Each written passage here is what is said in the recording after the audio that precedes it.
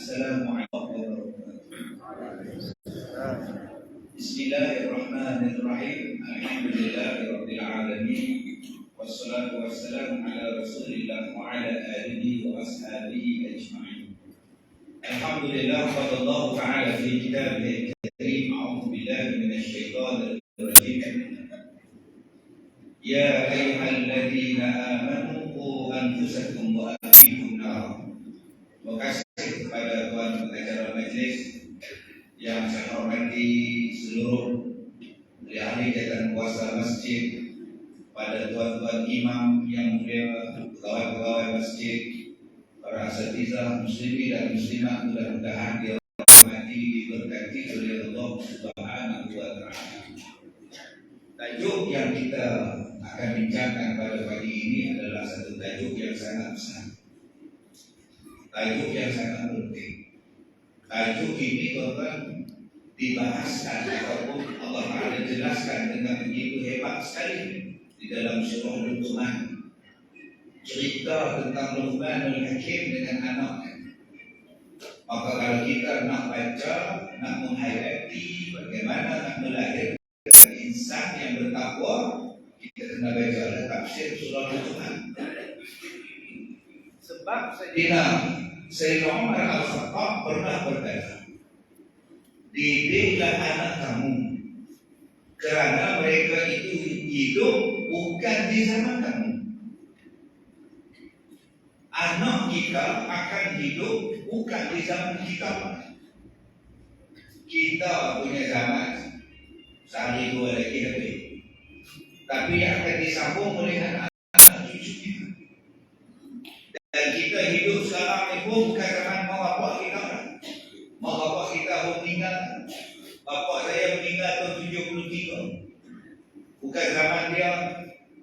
Saya pula sekarang ada anak-anak. Saya pun tak lama lagi meninggal pula. Anak-anak pula akan hidup. Sebab itu Sayyidina Umar pesan kepada kita, sebagai tanggungjawab kita, hendaklah kita mendidik kepada anak-anak kita. Dan inilah yang Allah Ta'ala sebut di dalam surah Luqman. Allah Ta'ala berfirman, a'udzu billahi minasyaitonir rajim.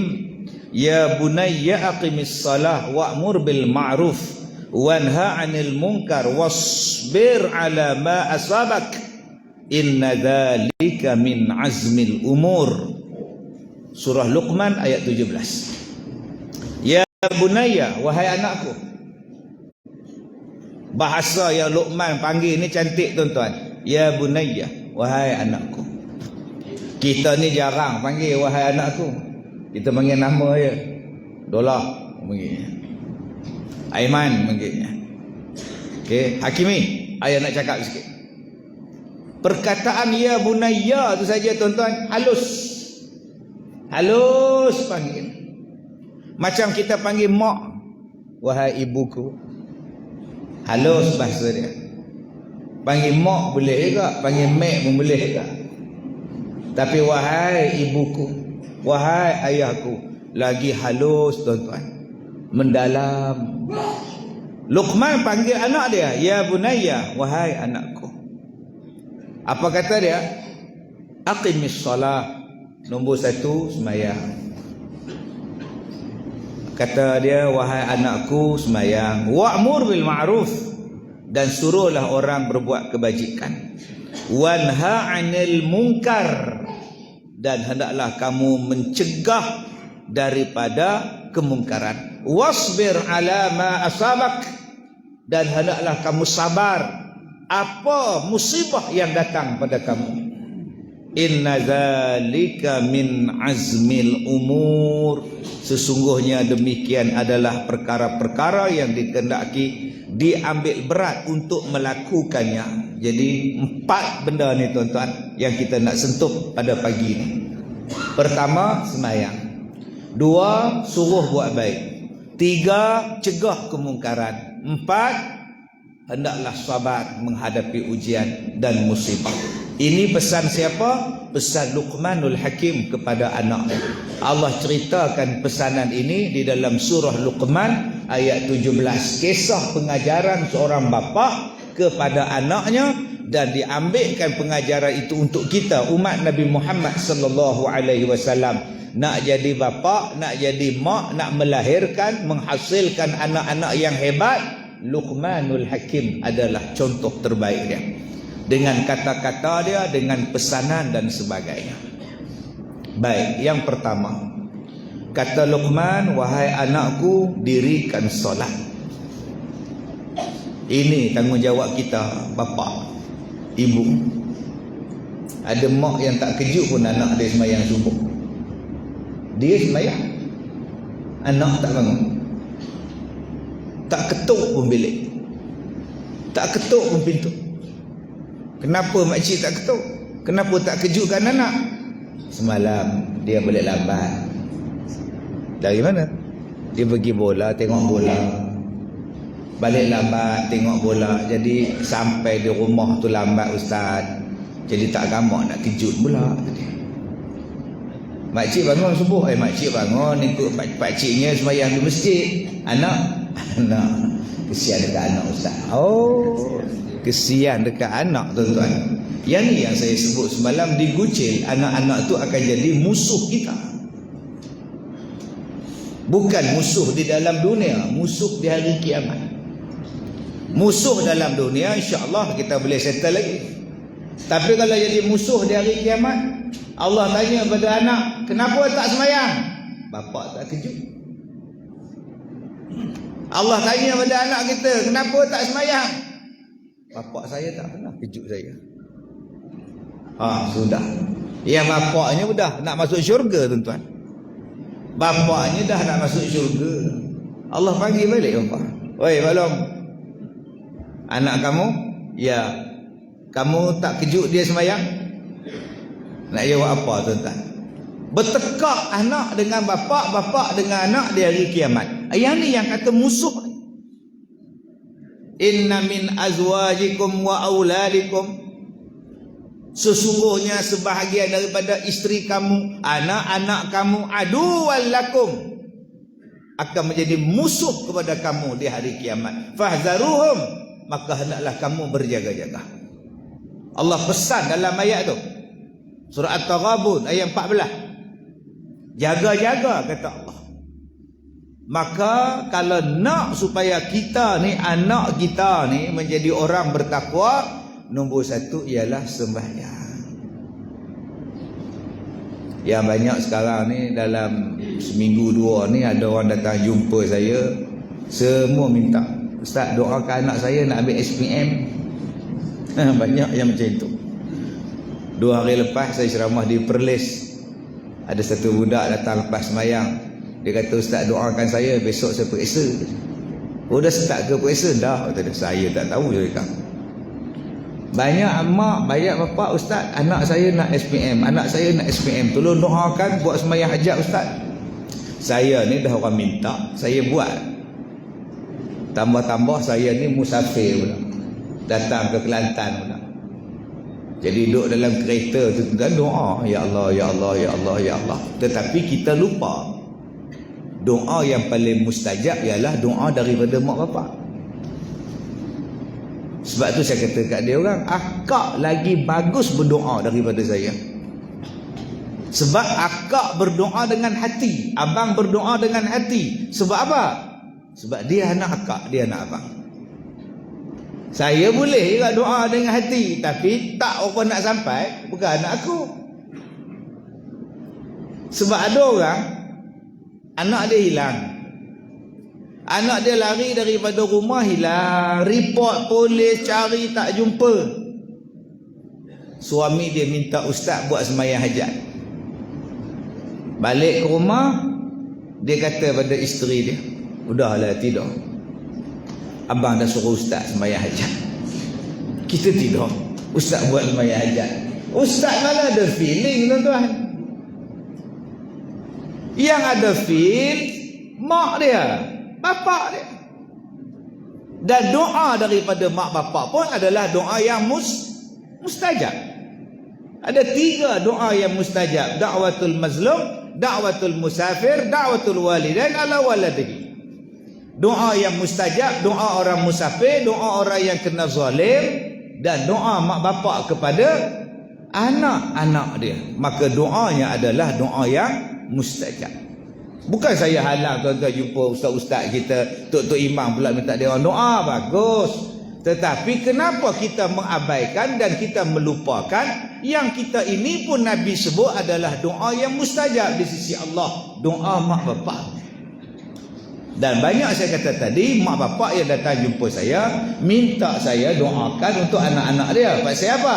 Nak periksa lagi, nak dapat kerja lagi. Anak saya ni ustaz nak temu duga, ustaz anak saya ni seorang di sana, menantunya di sini, jadi tak sekali ustaz nak minta dia orang cepat dapat surat tukar ustaz. Jarang pula saya dengar ustaz anak saya tak semayang, tolonglah doa bagi semayang. Dalam ayat ni Allah Ta'ala kata mak bapak wa'mur, disuruhnya kita wa aqimis solah, hendaklah kita aqimis solah, semayang dulu-dulu. Baik, sekarang ni saya takut tuan-tuan tentang orang tak ambil berat tentang sembahyang. Orang abaikan sembahyang, pergi tengok bola tak sembahyang. Kemudian dalam drama-drama pun tunjuk orang tak sembahyang. Saya duk tengok dalam satu drama, dia bangun pukul 9 pagi, bangun pukul 8 pagi, tak sembahyang subuh ke buat. Dalam drama tu dah ditunjukkan kaedah tak sembahyang ni. Ada yang sembahyang pula main-main dengan sembahyang, dia tak belajar tentang sembahyang. InsyaAllah tuan-tuan, lain masa kita buat klinik solat. Tuan-tuan hari kerja macam ni pun punya ramai lah. Kak Leha datang, Kak Nak datang, Kak Tifah tertipu pun datang. Kak depan nama apa ni? Yang depan nama apa? Kak saya, Kak Fiza. Umur berapa? 67. Oh, sebaya dengan saya. Saya 66. Masya-Allah. Tapi tak nampak 66 kan? Kak Zah ni badan dia menghadap ke depan, kepala dia nengok saya macam tu. Nanti sampai ke malam begini balik ni.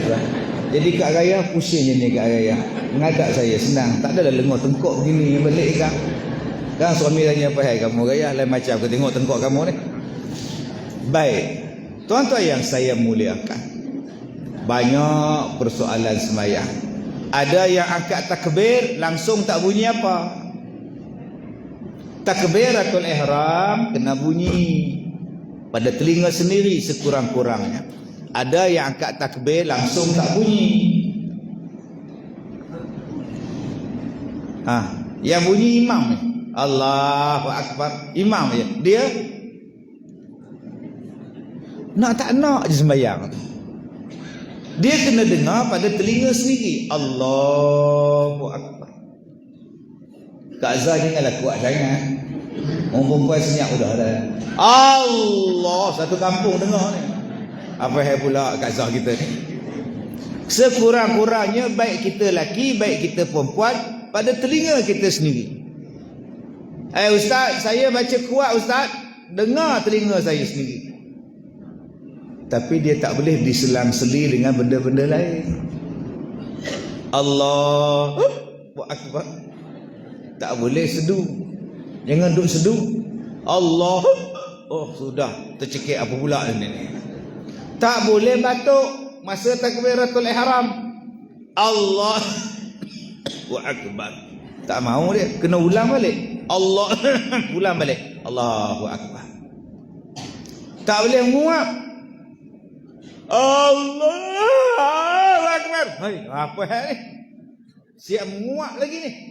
Hara macam ni tuan-tuan. Oi, tak boleh sekerat bunyi, sekerat tak bunyi. Allah. Oh, sudah. Tak boleh panjang A. Allah, tak boleh. Tak boleh panjang bar. Allahu Akbar. Tak boleh. Habis tu yang betulnya mana ustaz? Allahu Akbar. Dah. Sebab ada yang angkat takbir bunyi bisik.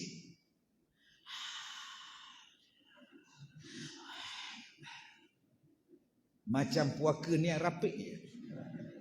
Jangan pandang belakang. Ini selalu orang perempuan ni. Allahu Akbar. Bila sebut Allah Maha Besar, Allah Maha Besar, sebab tu kita surrender. Ni bentuk dia, surrender, menyerah diri. Polis kan tangkap orang jahat. Jangan bergerak, angkat tangan. Surrender. Kita surrender pada Allah, serah diri pada Allah.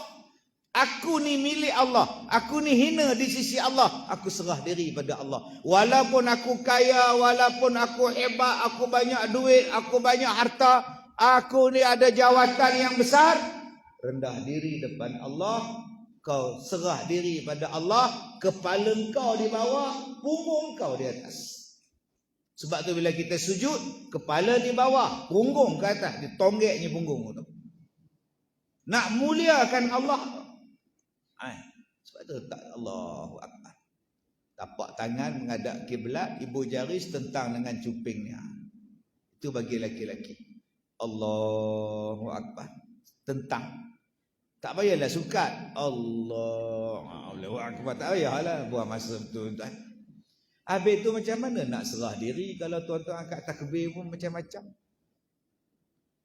Allahu Akbar. Cuba tuan-tuan jumpa polis. Jangan bergerak, angkat tangan. Agak-agak polis buat apa? Tembak dan ni kan? Ada yang angkat takbir menakutkan tuan-tuan. Allah, bersilat. Susah betul nak masuk niat ni. Abang-abang kalau jumpa orang macam tu, Allah, Allah, Allah, ambil tapak tangan, nampak je kat belakang tu, Allahu Akbar. Oh, dapat pun. Dia ganggu orang. Yang herannya bila nak rukuk, masuk pula niat dia.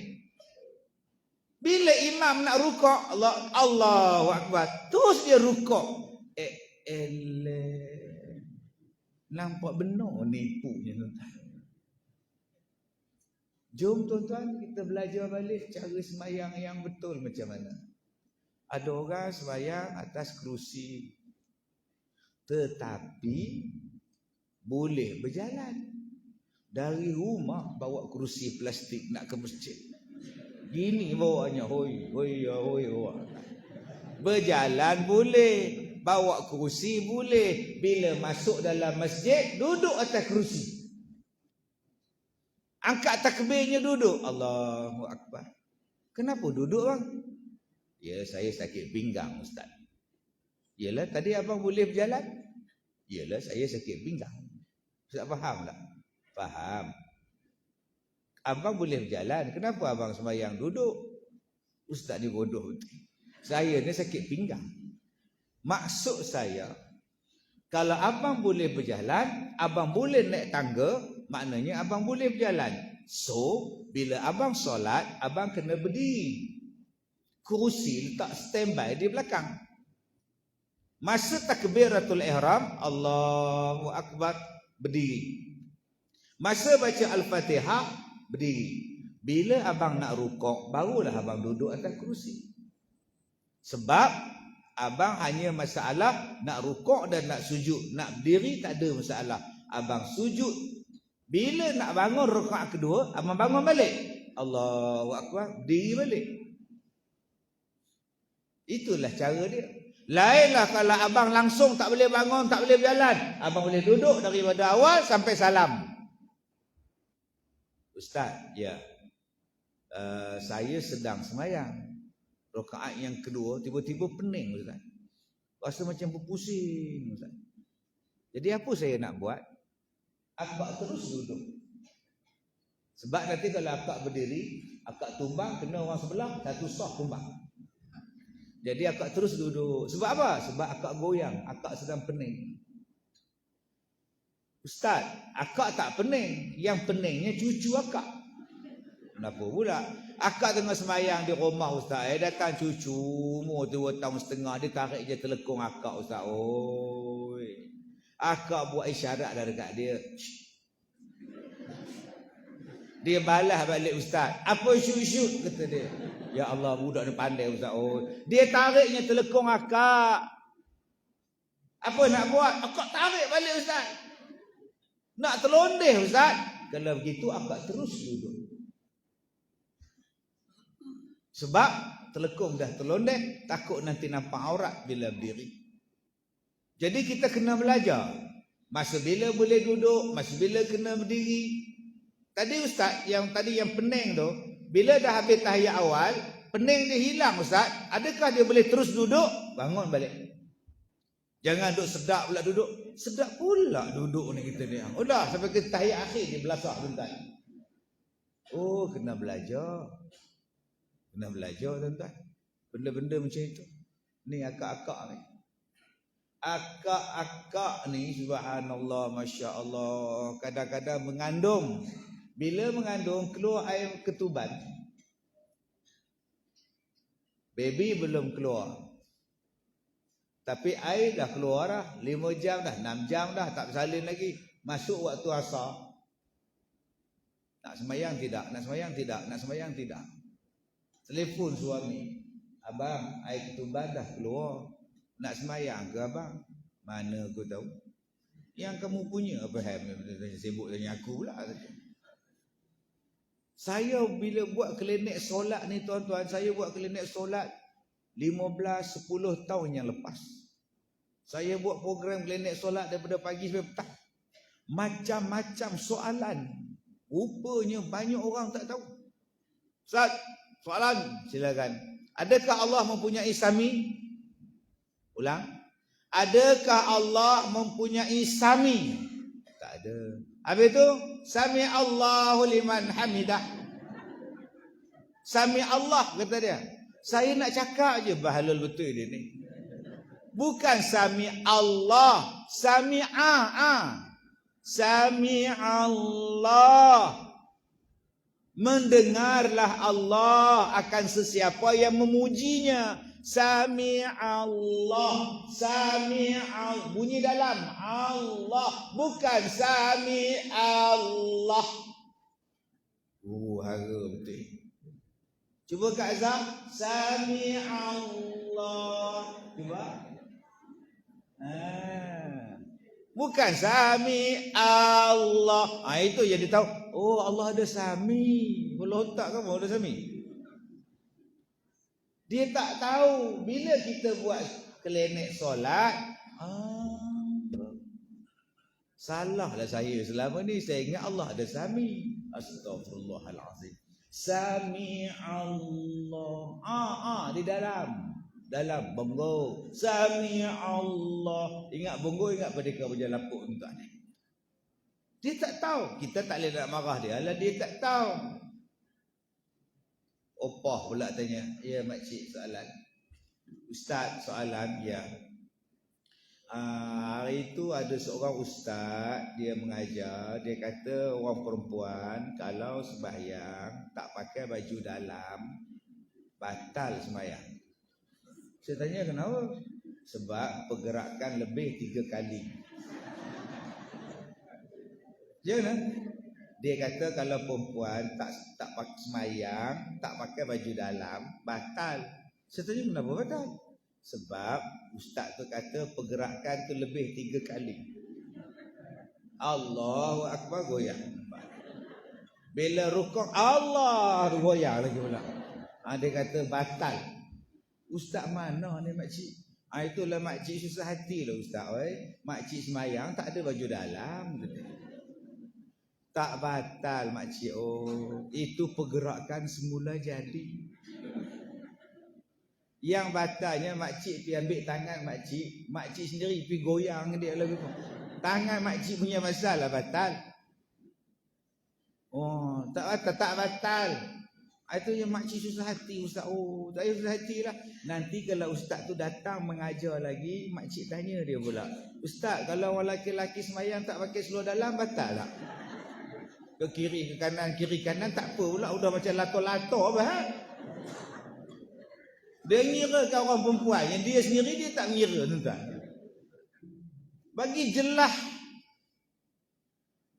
kenapa yang sembahyang ini begitu hebat. Allah bagi perintah sembahyang ni di langit. Nabi Muhammad dijemput dalam peristiwa Mi'raj. Kita dah habis dah pun Rejab, dah masuk Syaban dah. Nabi kata bulan Syaban ni bulan yang paling banyak orang cuai. Bulan yang paling banyak orang lalai. Nabi kata alangkah bagusnya kalaulah penutup pada bulan Syaban ni ditutup amalan dia dengan puasa, sebab pada bulan Syaban lah amalan kita akan diangkat ke. Biarlah penutup sebelum diangkat itu ialah perbanyakkan puasa. Dah habis dah Isra' dan Mi'raj. Ganjaran yang paling penting, istifati yang paling penting daripada Isra' Mi'raj ialah sembahyang. Tengok-tengok anak kita tak sembahyang, macam mana nak jadi orang bertakwa? Tak daknya bertakwa kalau tak sembahyang, tuan-tuan. Takkannya jadi baik kalau tak sembahyang. Suami saya tu ustaz, dia baik. Oh, betul akak dapat suami baik. Itulah katakan, ya Allah, dia tak pernah tikam nombor ustaz. Oh, tak adalah kata nak minum ketum ke, isap dadah ke, tak ada. Mengumpat tak buat ustaz. Mencuri tak buat, mengurat orang tak buat, mengendak tak buat, sembahyang tak buat, puasa tak buat. Oh, baik betul ustaz suami saya. Tak, dia kata tak sembahyang tu baik. Tak baik lah tu. Allah Ta'ala dia menilai nombor satu pada sembahyang. Anak kita segak, cantik, comel, molek, lawa kemah. Tak sembahyang, habis. Anak kita balik pada Kuala Lumpur, kereta punya besar, cermin gelap, tayar terkeluar punya besar tayar dia. Oi, apa bisnes anak awak di Kuala Lumpur? Tak tahulah, adalah bisnes buat bangunan, buat rumah. Kontraktor. Tapi tak sembahyang. Tak ada nilai di sisi Allah. Tak ada nilai. Dapat menantu cantik, Masya Allah, macam Nilopa, Aishwarya Rai. Tengok-tengok tak sembahyang. Sebab tu abang-abang yang mana nak terima menantu, cek sembahyang dulu. Dia menyembang buah-buah dengan dia, tanya, mu sembahyang tak? Tak sembahyang. Subuh buat, subuh buat. Buah berkat 4. Subuh 2. Bila masanya 4. Oh, tempat kita 4. Oh, sini 2 Buat lawak pula tuan-tuan. Aku terajam budak ni kan. Pak SS mayang buat main-main ni tak mau. Kita nak melahirkan insan bertakwa ni tuan-tuan. Sebab apa? Cuba tuan-tuan tengok. Bila khutbah Jumaat, ittaqullah. Bertakwalah pada Allah. Sikit-sikit bertakwa, sikit-sikit bertakwa. Sebab apa? Sebab orang yang bertakwa masuk syurga hisaban yasira. Hisab yang paling mudah diberikan kepada orang bertakwa. Apa dia hisab yang paling mudah? Maknanya masuk syurga ni tanpa hisab, bighairi hisab. Nabi pun ada soal, tapi soalan yang paling mudah. Wali-wali pun ada soal juga, tapi soal yang paling mudah. Sahabat-sahabat Nabi pun ada soalan juga, hisaban yasira. Kalau kita nak dipermudahkan Allah, nombor 1, jadilah orang bertakwa. Bagaimana nak jadi orang bertakwa? Cuba tuan-tuan buka dalam Al-Baqarah ayat 1. Alif Lam Mim. Al-Baqarah ayat 1, 2, 3. Saya ni pusat pendidikan Al-Barakah. Ada yang sebut pusat pendidikan Al-Baqarah. Oh, sudah. Dengan muka confident pula. Dijemput kepada yang berbahagia Ustaz Kazim Ilyas dari pusat pendidikan Al-Baqarah. Saya tengok muka dia. Al-Baqarah tu lembu betina. Takkan saya didik lembu. Pusat pendidikan Al-Barakah. Al-Baqarah lain. Barakah lain. Jauh gila tau tuan-tuan. Surah Al-Baqarah Allah Ta'ala sebut. Alif Lam Mim. Zalikal kitabu la raiba fi hudal lil muttaqin. Ini adalah sebuah kitab yang tidak ada keraguan di dalamnya, petunjuk pada orang yang bertakwa.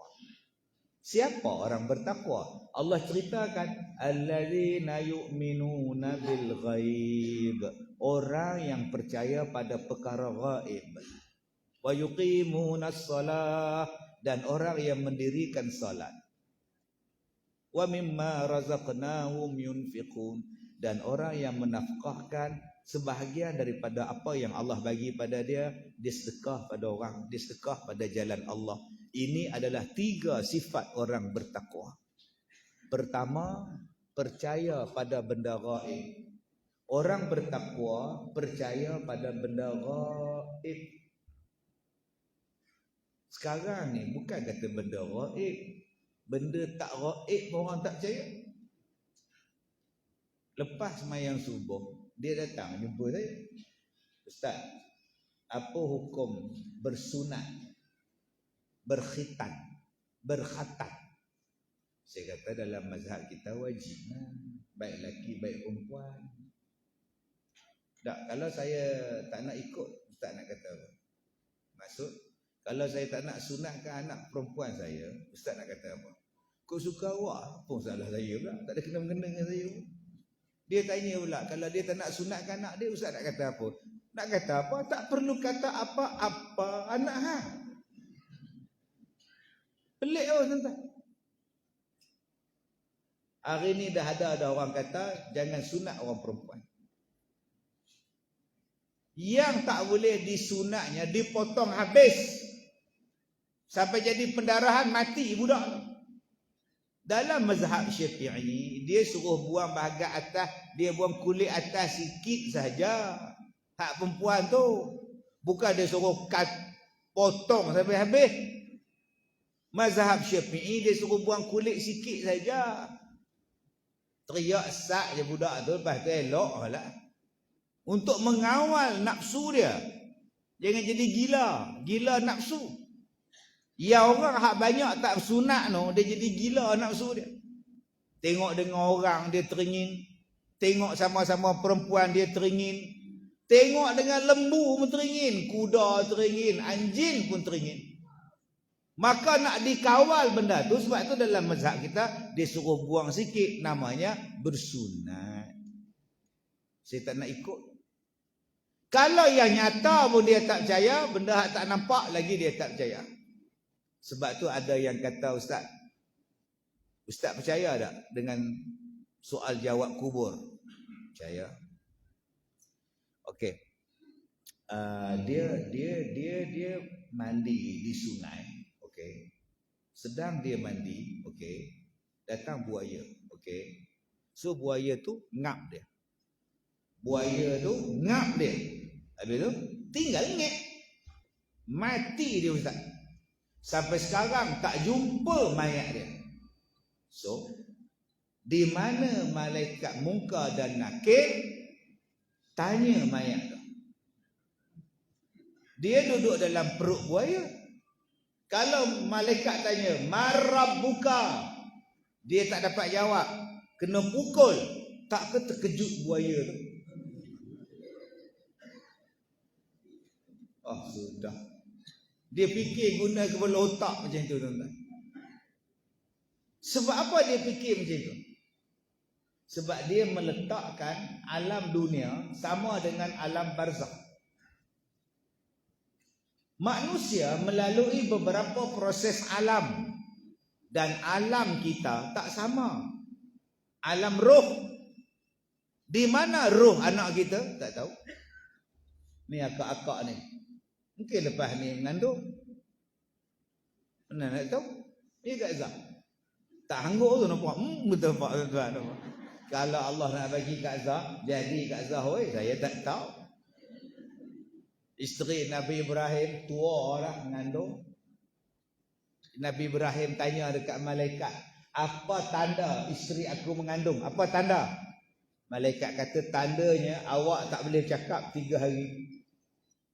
Balik malaikat 3 hari Nabi Ibrahim tak cakap. Tu tanda dia, isteri dia mengandung. Jadi akak-akak cuba cek. Dah berapa hari suami tak cakap? Sakit tekak. Cuba pergi tek tengok. Ngandung dah aku ni. Alam roh lain. Tak tahu tuan-tuan cucu kita duduk di mana. 2025 baru dia lahir. Sekarang dah ada dah roh dia. Di mana? Tak tahu. Kemudian masuk dalam alam rahim.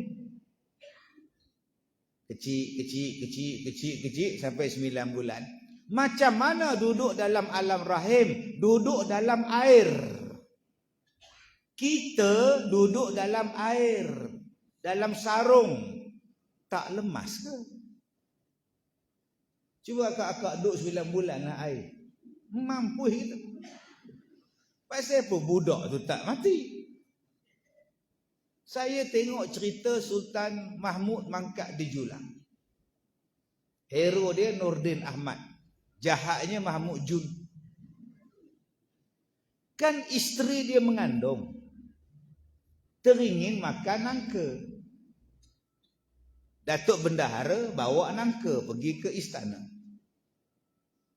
Isteri Laksmana kata, Datuk, kasihanilah kepada saya.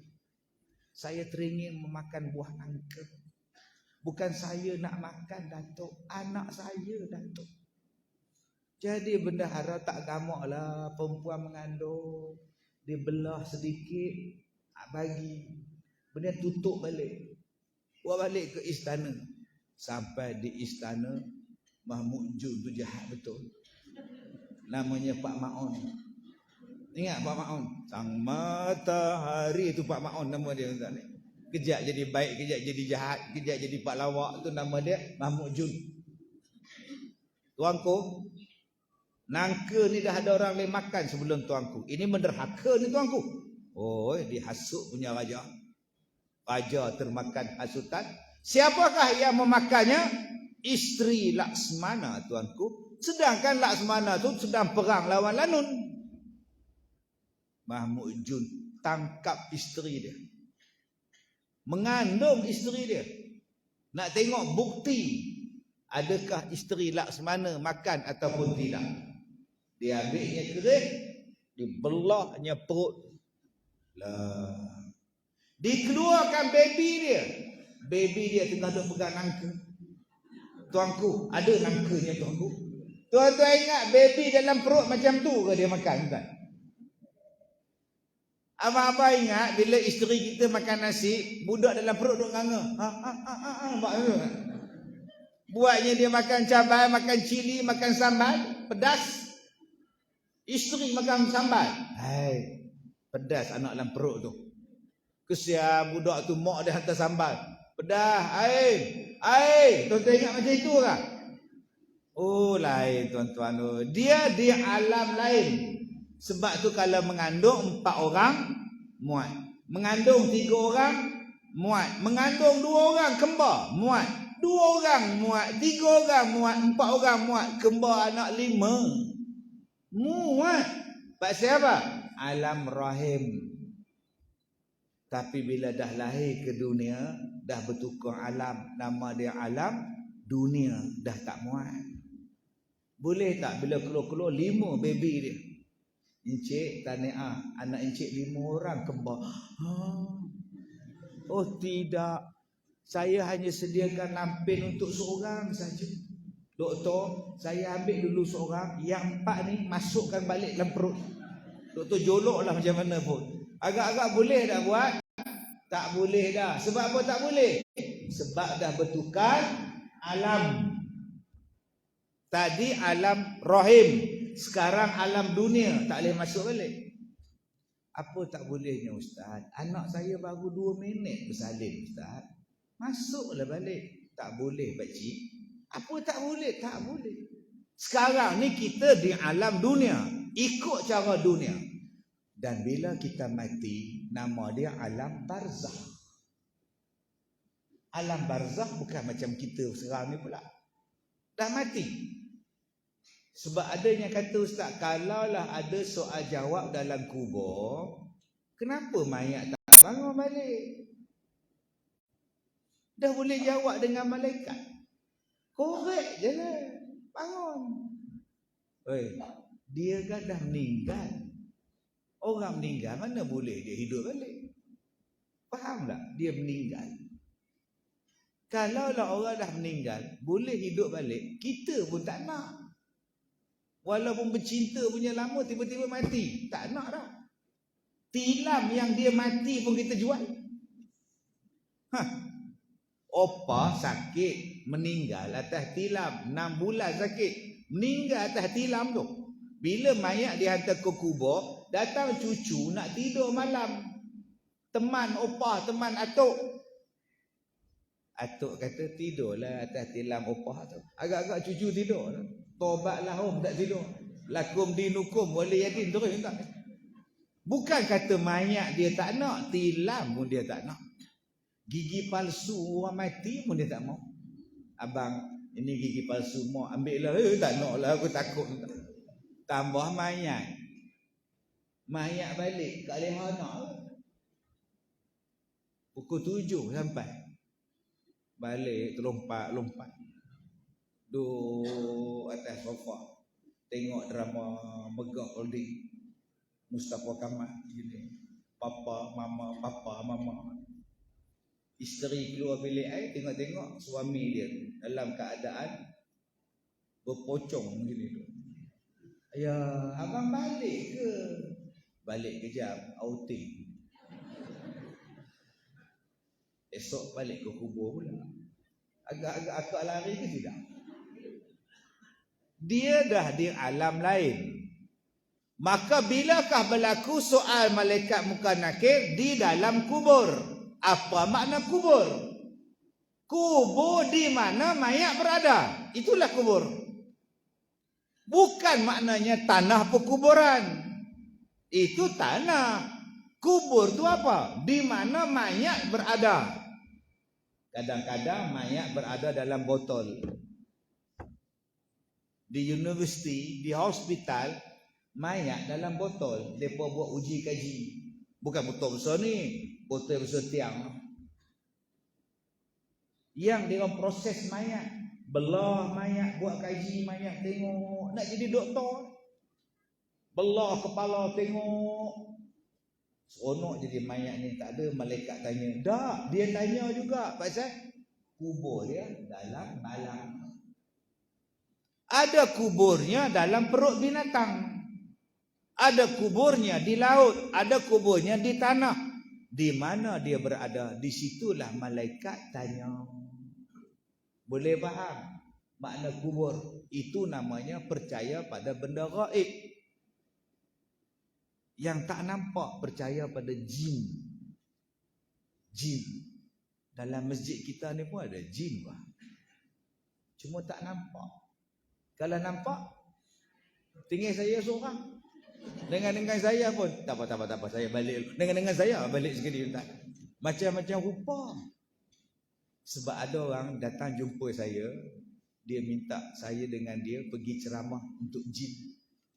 Ustaz dah berdakwah pada orang. Apa kata kita berdakwah pada jin?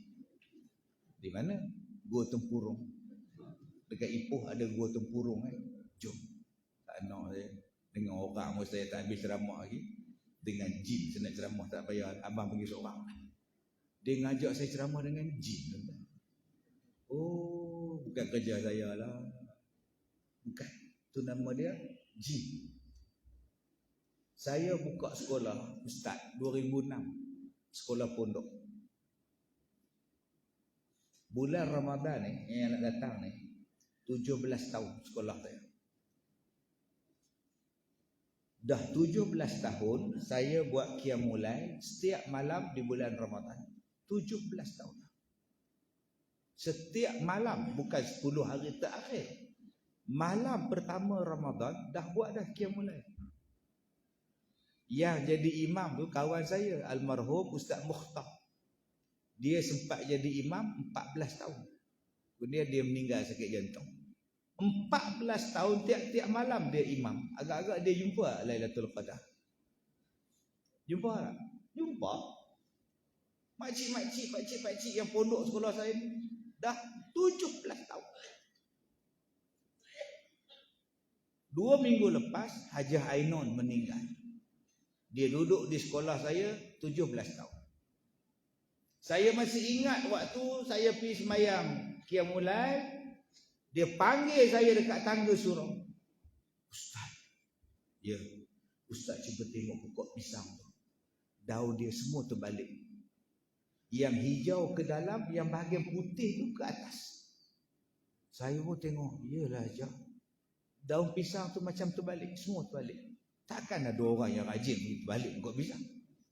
Dia kata dekat saya, Ustaz, Lailatul Qadar ke Ustaz? Tak tahulah Hajah.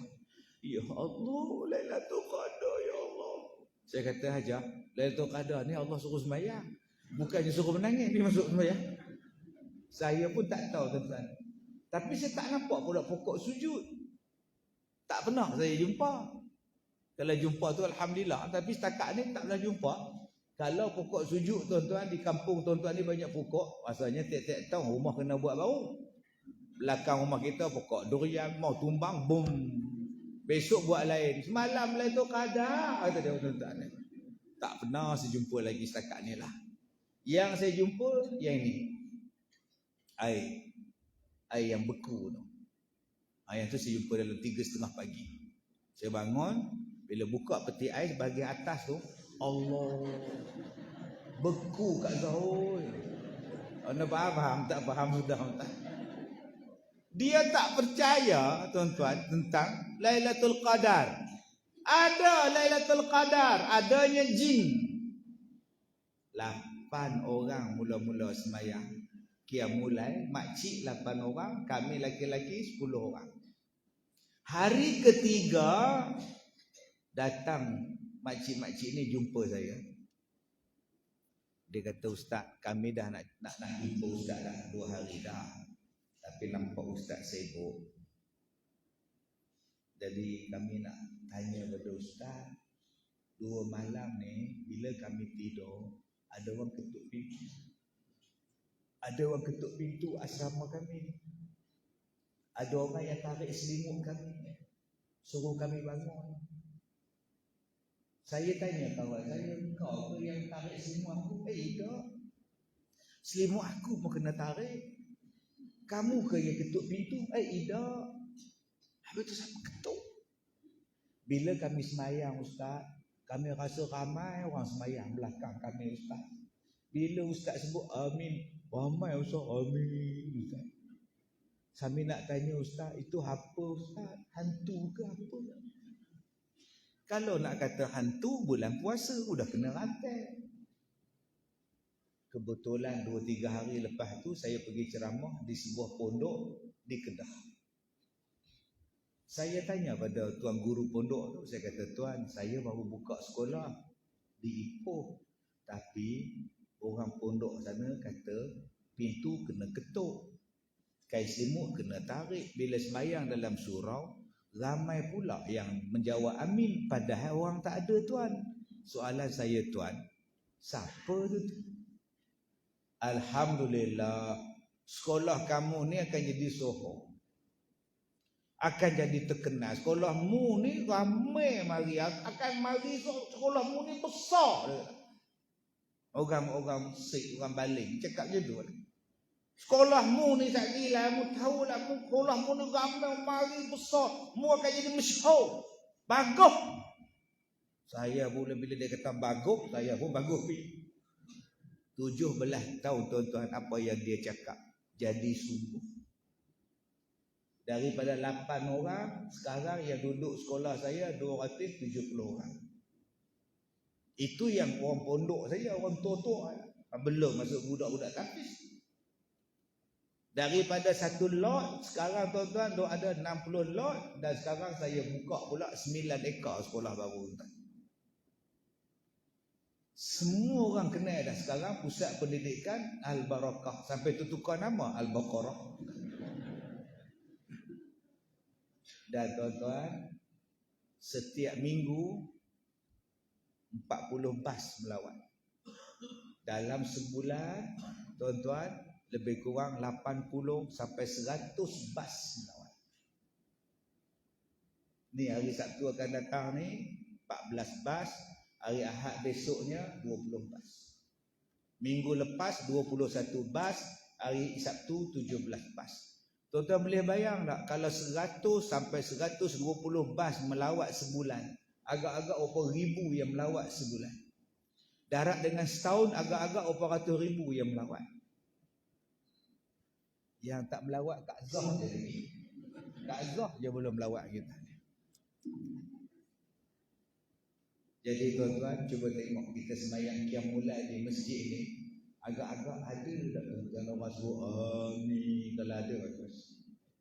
Jangan Tok Bila takut pula, dia datang awal pukul 5.30 dia datang dah. Allahu akbar. Maghdubi alaihim waladdallin. Amin. Oh, amin. Dia kali belakang tak ada siapa tuan-tuan. Tinggal mikrofon je dia lari balik entah ni. Penakut gila Tok Bila ni. Bukan orang sini lah, ni Afrika. Itu percaya benda gaib. Salah satu percaya benda gaib ialah sihir. Sihir. Alhamdulillah tuan-tuan, saya ni ustaz tua bangka dah saya. Dah buat keluar duit EPF dah pun. Boleh buat keluar duit dah tua. Tapi alhamdulillah masih lagi boleh keluar dalam televisyen. InsyaAllah bulan 3 ni banyak rancangan siaran langsung saya dalam TV. Forum perdana lah, apalah semua insyaAllah keluar. Untuk Ramadan dah buat, untuk puasa dah buat, untuk hari raya dah buat rakaman ni. Satu hari saya nak masuk live dalam TV. Bila masuk tu saya dah berdiri lepas make up tu. Kena make up kat Zahor masuk TV. Kadang yang make up orang lelaki, kadang yang make up orang perempuan ni lemah tu. Yang perempuan tu dia pakai sarung tangan, dia tak pegang pun. Berus panjang tu begini. Yang rapat dengan saya yang lembut. Kadang-kadang melaga lagi. Memanglah ustaz kan. Hang boleh duk jauh sikit dak azan. Lembut gila. Selalu tengok ustaz dalam TV dah. Dia tak sangka dapat make up ustaz. Astagfirullahalazim. Hak jenis tu ada juga. Bila habis make up, dia mari zap sekali. Saya jadi pusing. Allahu akbar. Allahu akbar. Apa yang pula ni? Saya sandar kat dinding, baca doa, tahan sekejap. Sekejap lagi nak berjalan, dia mari balik. Rasa macam tak pijak tanah. Nak cakap apa ni, aku tak tahu nak cakap apa ni, siaran langsung ni. On air dah tu. Okey ustaz, stand by ustaz. Yang ground manager ni dia tak tahu. Yang saya ni dah macam ni dah. Baca doa tuan-tuan, alhamdulillah depan TV nampak elok. Masuk dalam kereta, saya kata kat pembantu saya, hospital sekarang juga. Bawa balik ke Ipoh. Rekod saya di Ipoh, masuk hospital di Ipoh, perut saya buncit. Ni perut jadi kembung. Doktor tengok, wow, you pregnant. Aku sepak ke doktor ni kan? Wow, banyak keras ha? Banyak keras ha? Selalu macam ini kan? Tak tahu hari ni luar biasa pula, keras besar pula. Masuk wayar kat sini, skop. Nak tengok datang apa. Masuk balik wad, 10 minit rehat, nurse datang balik, ustaz. Doktor cakap skop bawah pula. Tadi mulut, sekarang punggung pula. Punggung pun punggung lah. Engkau nak liwat aku pun liwat je lah. Jolok go punggung pula. Masuk nak tengok dalam perut. Tak ada apa. Scan. Nyimbang dengan doktor tu pula. Tengok cantik, tak ada apa. Batu tak ada. Tak ada apa pun. Batu karam tak ada. Okey lah, level okey ha. Perut pun okey ha. Sekejap. Okey kan, tak ada apa kan. Okey kan. Dia duk tengok skrin. Saya duk tengok muka dia. Doktor muda tengok. Saya tak tengok pun skrin tu. Okey, cantik, cantik. Saya berkata cantik. Mana faham tak faham sudah tak? Cantik dia kata, masuk wad 3 hari. Tak ada apa, perut kembung. Saya kata doktor balik lah. Saya nak balik. Sengkok, sakit tu kan. Balik ke rumah saya panggil makcik-makcik pondok. Panggil makcik pondok Ustazah Hendon, panggil Ustaz Ahmad semua, pelajar-pelajar saya, guru-guru saya. Saya duduk di tengah-tengah, saya letakkan sebaldi air, saya suruh dia orang baca surah ni, saya suruh dia orang baca surah ni, baca ayat ni, baca ayat ni, saya duduk tengah-tengah bulan Ramadan. Bila buka puasa dia orang balik, saya pun ambil air masuk bilik mandi. Isteri saya, anak-anak saya berbuka. Saya tak buka lah sebab saya tak puasa. Bila mandi tu tuan-tuan, jirus, mandi dengan limau bidara, keluar daripada perut saya jarum. Saya tarik keluar. Jatuh. Saya ambil balik. Subhanallah, jarum. Saya panggil isteri saya, Mama cuba tengok jarum ni. Jadi akak-akak kalau nak tengok jarum tu ada di rumah saya. Saya boleh botol Nescafe. Buat kenang-kenangan. Itu namanya sihir. Macam mana boleh masuk? Entah. Macam mana boleh keluar? Entah, dengan izin Allah. Setengah orang dia tak percaya. Ini kaki DVD ni. Kaki DVD kau. Jadi akak-akak kalau tak percaya dengan sihir, tak percaya dengan santau, kita ni duduk dalam masjid, tempat yang bagus, berdoa. Ya Allah, nak santau. Kau cuma minta. Kalau dah tak percaya sangat, bukannya susah. Itulah nama dia sihir. Benda luar biasa yang dipelajari. Nama dia gaib. Kadang-kadang qori sedang baca Quran, tiba-tiba suara tak keluar. Dia buat musabaqah, baca Quran, tak keluar suara. Tak boleh baca. Dia mari sihir, macam-macam bentuk sihir. Yang kedua, ciri orang yang bertakwa ialah sembahyang. Nampak? Nak jadi orang bertakwa, sembahyang. Kalau tak sembahyang, tak ada maknanya bertakwa, tuan-tuan. Dah Ustaz, apa kelebihan orang bertakwa? Masuk syurga dalam keadaan mudah. Apa kelebihan orang yang bertakwa? Allah bagi rezeki tanpa disangka. Apa dia kelebihan orang yang bertakwa? Allah mudahkan urusannya. Abang-abang, kakak, semua kita di sini banyak masalah. Saya yang cakap ni pun ada masalah. Kak Zah depan ni pun ada masalah. Semua orang ada masalah. Maka cara nak menyelesaikan masalahnya, jadi orang bertakwa. Allah tolong selesaikan masalah kita. Wa may yattaqillah yaj'al lahu makhraja. Tuhan tolong selesaikan. Saya taklah kata saya orang bertakwa. Tapi kalau kita yakin pada Allah, Allah tolong macam-macam. Saya cerita ni pengalaman. Saya tak kata saya bertakwa, minta maaf lah. Saya nak cerita kalau Tuhan nak tolong benda hal luar biasa, tak ada mustahil. Saya pergi umrah bawa 2 bas. Maksud saya bawa orang, bukan bawa bas lah. Bawa rombongan 2 bas. Saya angkat beg jemaah, angkat beg jemaah, angkat beg jemaah. Ada jemaah yang hudung kaki. Dengan dia saya angkat sekali tuan. Kemudian bawa kaki dia pula macam ni. Kaki palsu dia. Bila naik dalam bas, saya tanya isteri saya, Mama, beg abang mana? Mana tahu? Abang tak ambil tu. Lah, abang ingat Mama ambil. Lah, mana tahu? Tak apa. Abang pergi cari balik. Bas rosak. Tiba-tiba bas mati enjin. Saya tanya driver dia, apa masalah? Tak tahu. Mati enjin pula dah. Tok Arab tu kata. Tak apa, aku masuk dalam je, aku cari beg. Masuk dalam, pergi ambil beg, cari jumpa kat immigration, custom semua tu, beg saya hilang.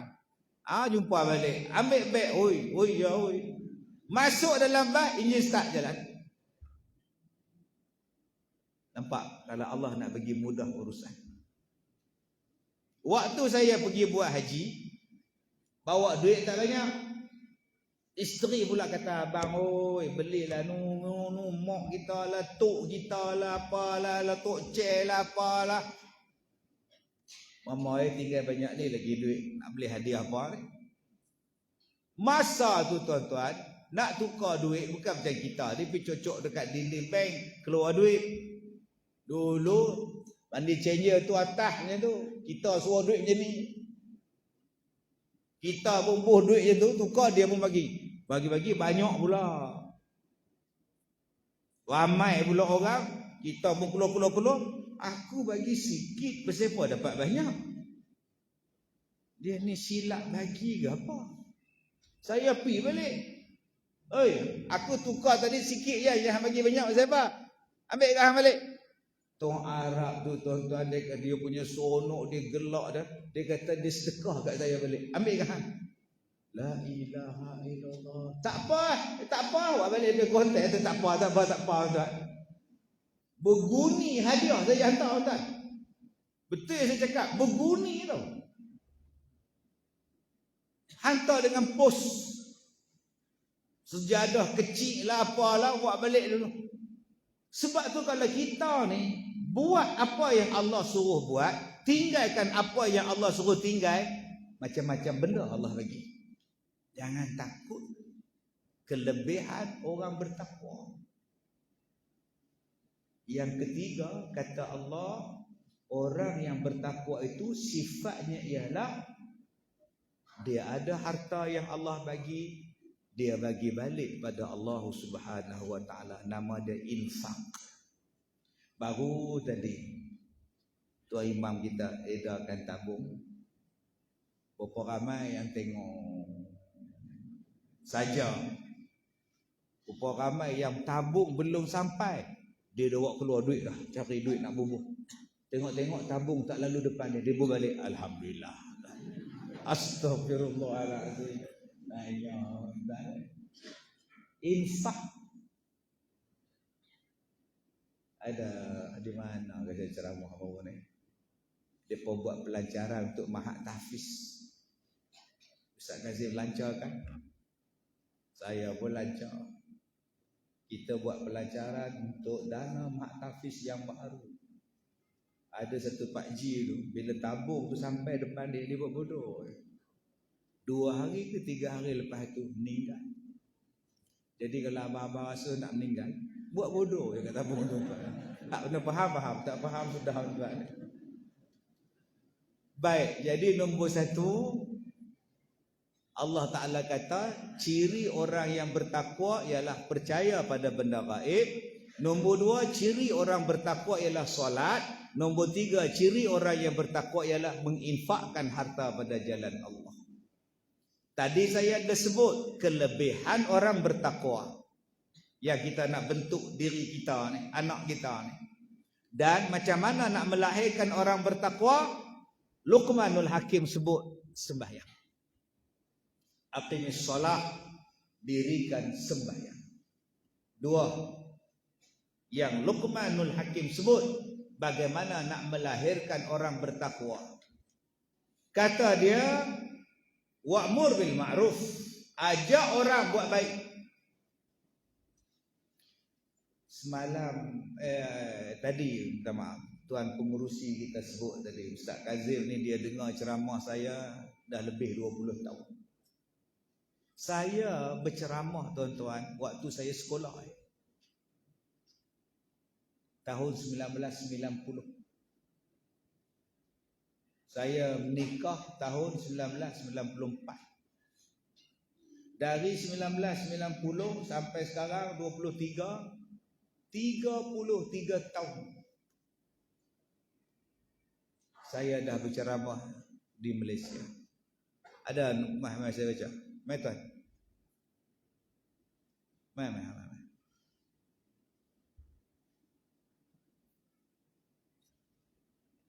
Baik. Harun bin Hussein sebab urusan keluar selalu. Okey.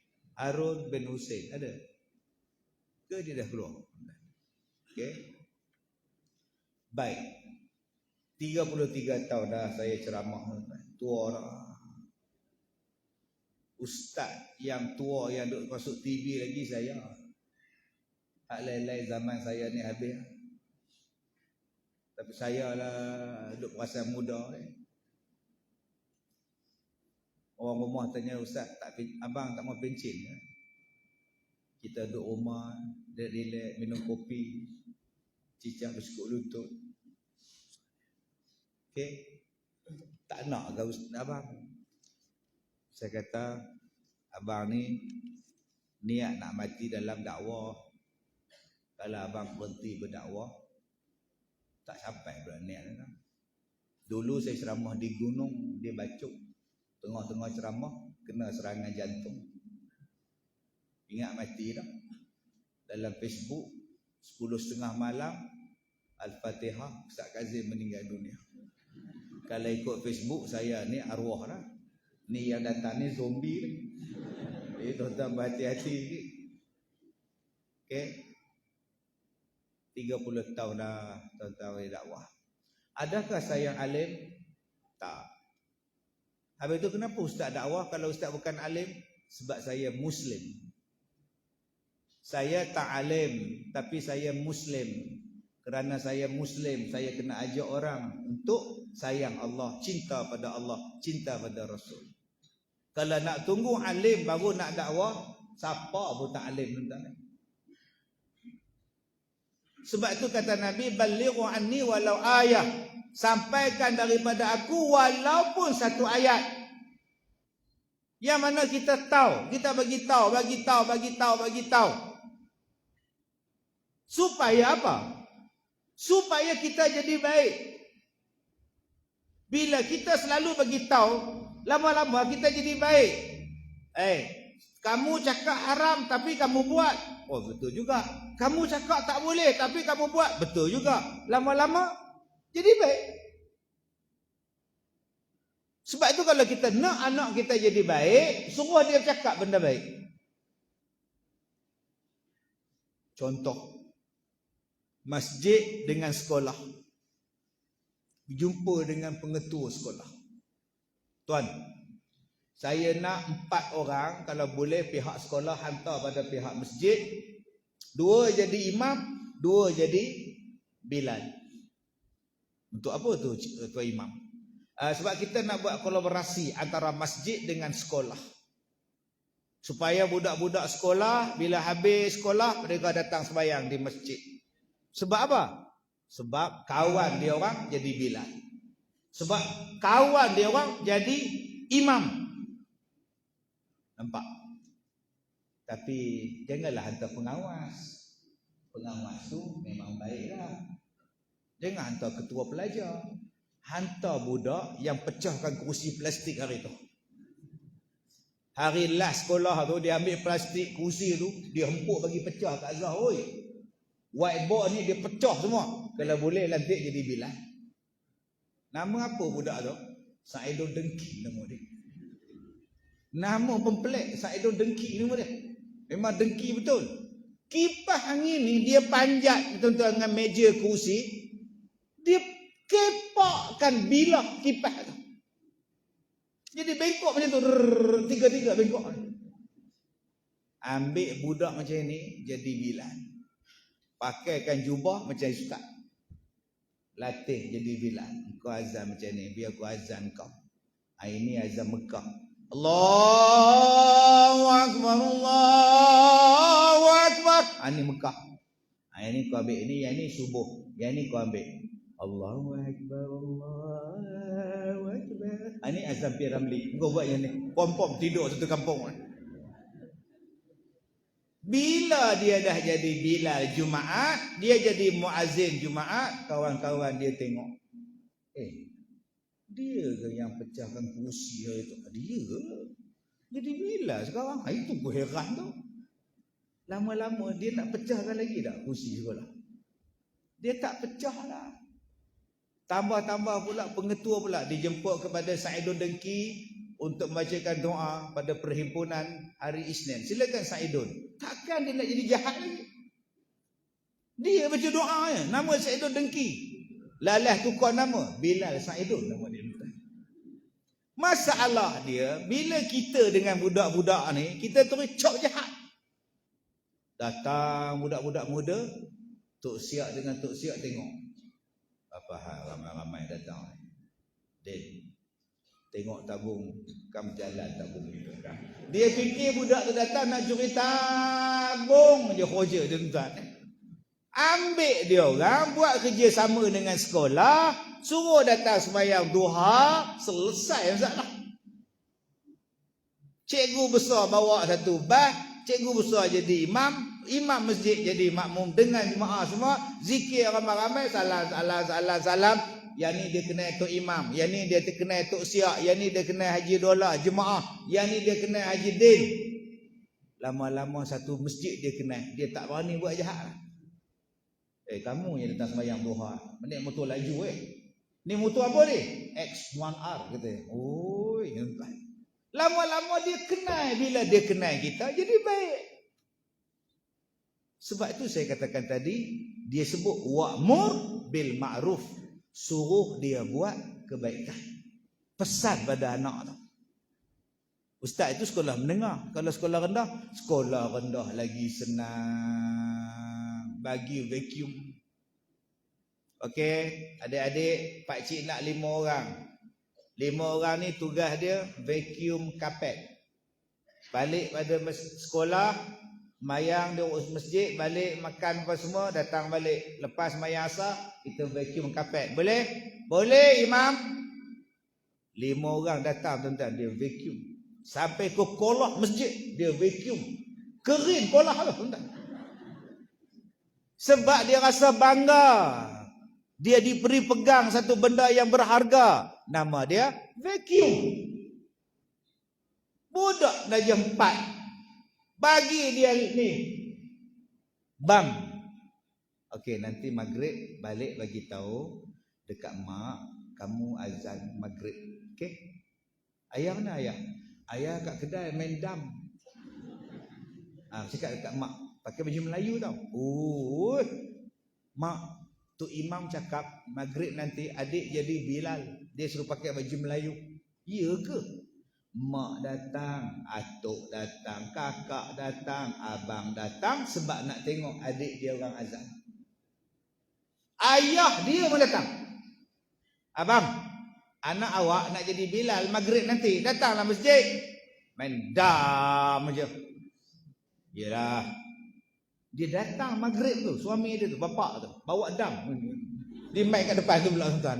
Astaghfirullahalazim. Tak habis-habis dengan kedaman dia tu. Ni, dia sebut apa ni? Wa'mur bil ma'ruf wanha 'anil munkar. Cegah kemungkaran. Nak jadi orang bertakwa, cegah kemungkaran. Pesan pada anak kita, jangan. Walaupun 100 kali. Mak ingat saya pekak ke? Sekali cukup lah. Selagi mana aku hidup, selagi mana engkau tu tak pekak, selagi itulah mak nak cakap. Haram. Lama-lama tuan-tuan, jadi baik budak. Kita tengok Ramadan akan datang ni tak lama lagi dah. Yang Luqman suruh semayang. Walaupun dia kecil semayang. Tapi sekarang terbalik. Semayang tak disuruh. Puasa yang disuruh. Budak 5 tahun suruh puasa. Dia tu nak makan. Dia tu nak main. Dia tu nak nakal. Dia perlukan makanan. Biarlah dia tak puasa. Tapi suruh dia semayang. Ini tak semayang. Suruh puasa. Terbalik tu. Budak 4 tahun setengah. Adik, besok kita sahur tau. Sebab kita nak berpuasa. Allah suka orang yang berpuasa. 4:30 budak tu bangun. Mama ngantung. Adik, Allah suka puasa tau. Orang puasa. Makan tau makan. Esok kita puasa sahur tau. Lepas sahur dia tidur. Pukul 9 dia bangun. Mak lapar. Sabar adik. Kita puasa sabar. Sikit je lagi. Sekarang pukul 9, 10, 11, 12, 1, 2, 3, 4, 5, 6, 7. 10 jam je lagi tau. Sabar Pukul 3 mati budak tu. Dia tak suruh puasa, dia suruh semayang. Sekarang ni mak terbalik, belasah anak dia puasa, semayang tidak. Dan yang keempat kata Luqmanul Hakim, sabarlah atas apa ujian yang sampai pada engkau. Nak jadi orang bertakwa kena banyak sabar. Kak Zah ni sabar. Pasal apa Kak Zah sabar? Sabar sebab belum datang ujian. Nak tahu sabar tak sabar kena test. Ni yang datang orang perempuan hari ni semua faham tak? Faham. Cuba buat periksa. Test. Baik, besok kita akan buat ujian ya. Datang ramai-ramai pukul 9 pagi. Bermulanya ujian. Akan soal balik apa yang Ustaz Kazim ajar semalam. Agak-agak berapa orang yang datang. Dengan Kak Zah tak datang. Entah tu. Kalau dengar, semua orang faham. Semua mengaku faham. Nak tahu faham tak faham? Ialah dengan adakan ujian. Sebab tu SPM ada. Kalau nak kata saya cekap bawa motosikal, semua cekap. Pergi tes JPJ. Kau lulus ke tidak? Itulah nama ujian. Saya orang baik. Uji. Saya baik Ustaz, saya baik. Okey, awak duduk seorang-seorang dekat Siam. Tiba-tiba ada ketuk. Sawadika. Sudah. Mau ada, ayam ada, ini perempuan ada, sudah. Jam. Duduk seorang, isteri tak datang. Isteri suruh kita datang beli beras pulut hitam. Tiba-tiba orang ketuk pintu. Nak ambil tak ambil. Ujian. Isteri bukan tahu pun. Gagal. Berapa banyak yang kalah dengan ujian? Kak Zah ni baik. Baik. Sebab ujian belum sampai. Tiba-tiba sakit. Pergi hospital. Tak lega. Pergi pakar. Tak lega. Pergi KL. Tak lega. Sakit. Kepala ni tak tahulah. Berpusing-pusing. Doktor kata tak ada penyakit. Dah buat dah tak scan, x-ray. Dah semua buat tak mau. Kita ni Zah, ubat dengan doktor juga. Tapi kita pun kena tengok juga kan. Sudah. Kita cari juga yang pandai-pandai. Kalau kamu nak pergi tengok, aku boleh bawakan di Perak. Dia berubat macam mana? Tak ada apa. Dia tengok dalam air. Tengok dalam air. Nama Faizah. Mak Azizah.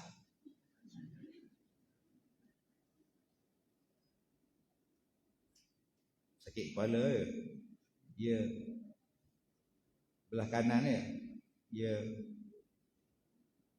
Dah lama kan ya? Dah 6 bulan. Allah. Tidur malam tak boleh ya? Ya. Bila mandi basah ya? Ya. Memanglah mandi basah balol betul tak? Sakit ni macam jarum menyocok kan? Ya. Orang sebelah rumah yang buat ni. Orang sebelah rumah. Tuan-tuan percaya? Orang sebelah rumah buat. Percaya? Percaya. Sebab 9 dah betul. Sakit kepala belah kanan, betul. Dah 6 bulan, betul. Pandainya bomo ni. Jarum menyocok-nyocok di kepala, yang rasa ya? Ya. Tak boleh tidur ya? Ya. Makan pun tak boleh ya? Ya. Kalau tidur mimpi bukan-bukan ya? Ya. Rasa macam sesak nafas selalu ya? Ya. 9 betul. Orang sebelah yang buat. Percaya tak orang sebelah? Percaya. Pasal 9 dah betul, takkan dia tipu yang ke-10. Duduk dalam kereta, itulah Zahir. Nampak baik je jiran tu yang, tapi itulah manusia, tukar hasut pula. Sampai sekarang dah 6 tahun tak cakap dengan orang sebelah, putus silaturahim. Orang sebelah tu tak tahu apa pun tuan-tuan. Salam tak jawab, sakit tak tengok. Naik pagar pula 10 kaki. Apa salah mak dengan Kak Zah kamu tu? Itulah dia tuan-tuan. Dia datang ujian. Macam akak-akak sekarang ni lah. Baik tak dengan suami? Baik. Sebab tak ada ujian. Masak ke suami, kejap nasi dagang, kejap nasi kerabu. Saya tadi tuan-tuan daripada Kuala Kerai datang ke Macang ni tuan. Singgah satu kedai, cari nasi lemak tak ada. Saya ni orang Perak, cari nasi lemak tak jumpa. Yang ada nasi daging ada. Macam tak ada. Sudah tuan. Dagang pun dagang lah, belasalah tuan-tuan. Berat gila tuan. Saya ni nasi lemak saya suka, tapi dah datang tempat orang kena ikutlah budaya orang. Saya tengok mereka saya duduk makan lepok nasi dagang ni. Tak suruh dia pun nasi dagang. Belasah aja. Kau orang nasi baik jumpa nasi dagang. Kalau nasi musafir macam mana? Makan. Saya nak nasi lemak Ustaz makan. Allah tuan-tuan oi, kita ni kalau sayang pada suami masak nasi macam-macam. Sayang. Pasal apa sayang? Pasal suami tak buat hal. Kita iron baju suami tu sampai buasir. Begini iron ni. Daripada diri sampai duduk. Sayang ke suami Ustaz. Ui, mana nak cari macam Kak Leha. Kak Leha Ustaz, stokin suami pun Kak Leha gosok. Stokin menggosok. Iya. Cuba suami tu menikah lain. Nak gosok stokin ke nak gosok suami? Dia bawa air tu, dia kejut suami tahu. Begini dia sereka suami dia pula. Allah test. Jangan kita cakap bahawa kita ni baik sebelum datang ujian. Ujian itu nak tengok awak baik ke tidak. Saya semayang. Memanglah semayang. Sebab sihat. Allah uji sakit. Tak semayang ke tidak? Tangan patah, kaki patah, aksiden motor. Tergantung dua-dua kaki. Bersimen. Din, dah semayang belum? Kamu tak nampak tangan aku patah. Kaki aku patah. Kalau tak patah, aku semayang tau. Tak payah ajak. Semayang. Aku sakit tau. Sakit pun kena semayang, Din. Tuhan pun fahamlah aku sakit. Kata dia. Dia ingat Tuhan tu pak saudara dia. Maka Allah datangkan ujian pada kita ni. Nak tengok kita ni bertakwa ke tidak. Bila kita bertakwa, bila kita lulus dalam ujian. Kalaulah dalam ujian ni kita gagal, maka kita tak daklah jadi orang bertakwa. Sebab tu dia kata apa? Inna dzalika min azmil umur. Benda-benda yang datang tu biasa, perlu kita hadapi, ambil berat, buat insya-Allah. Baik, kita tengok soalan ni. Kisah pemuda Al-Kahfi telah diabadikan Allah dalam suratul Kahfi. Dalam mempertahankan akidah, apakah pengajaran atau ibrah yang boleh diambil oleh anak-anak muda masa kini dalam meningkatkan keimanan dalam dunia tanpa sempadan di akhir zaman? Saya sampai di istana pula, di Gua Kahfi ni tuan-tuan. Saya sampai tempat dia. Saya naik atas bukit sikit, kemudian masuk dalam gua, tengok dalam gua. Masya Allah. Okey, atas dia tu ada masjid. Sekarang dah ada pembangunan lah, bangunan lah, rumah lah, apalah. Cuma kita boleh bayang lah macam mana keadaan mereka masa mereka lari daripada raja mereka yang zalim. Mereka ni bukan orang biasa-biasa, mereka ni anak pembesar. Yang mana seluruh rakyat dalam negeri ni kena buat benda jahat, syirik pada Allah, sembah tokong apa semua ni. Dan raja tahu yang mereka ni tak mau sembah apa yang raja sembah. Dan raja bagi tempoh, kalau hampa tak sembah dalam tempoh sekian, aku bunuh hampa. Nak menyelamatkan iman, maka mereka pun bawa diri dan jumpa dalam gua, bersembunyi dalam gua. Adalah anjing seekor duduk kat depan tu. Wa tahsabuhum aiqadha wa hum ruqud wa nuqallibuhum dhatal yamin wa dhatal shimal qalbuhum basitun zira'a bil wasid law tala'ta 'alaihim lawallaita minhum firara wa lam mulita minhum ru'bah. Ini kisah dalam Ashabul Kahfi. Apa pengajaran yang kita kena ambil daripada Ashabul Kahfi? Ayat 10 Al-Kahfi. Kan kita baca tu, id awal fityatu ilal kahfi faqalu rabbana atina min ladunka rahmah wa hayyi lana min amrina rasyada. Anak-anak muda kena ambil doa daripada pemuda Al-Kahfi. Surah Al-Kahfi ayat 10. Rabbana atina min ladunka rahmah. Wahai Tuhan, berikanlah engkau daripada sisi engkau kepada kami kemuliaan. Nombor 1, kita kena cari kemuliaan di sisi Allah. Zaman sekarang banyak manusia nak mencari kemuliaan di sisi manusia. Dia naik motor laju supaya orang tengok, kemudian dia up. Dia bangga orang tengok. Buh neraka pula, dia bangga. Akhirnya dia dipanggil sebagai stopper. Dia panggil sebagai orang pakar bawa motosikal. Ada orang yang mencari kemuliaan dengan buat kerja yang gila-gila. Dia boleh berdiri atas motor, perempuan. Power dia up motor, dia pula berdiri di belakang buat macam Titanic. Dahsyat.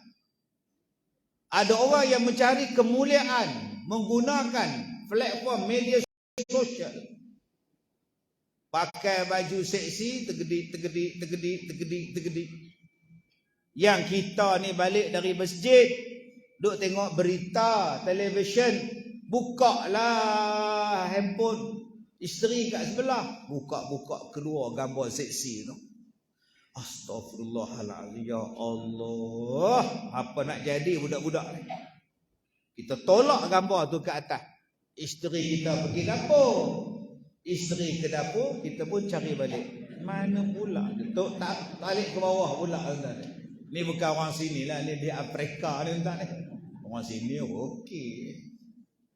Dia nak cari kemuliaan, followers ramai, pengikut ramai, friends ramai. Dia buat kerja gila.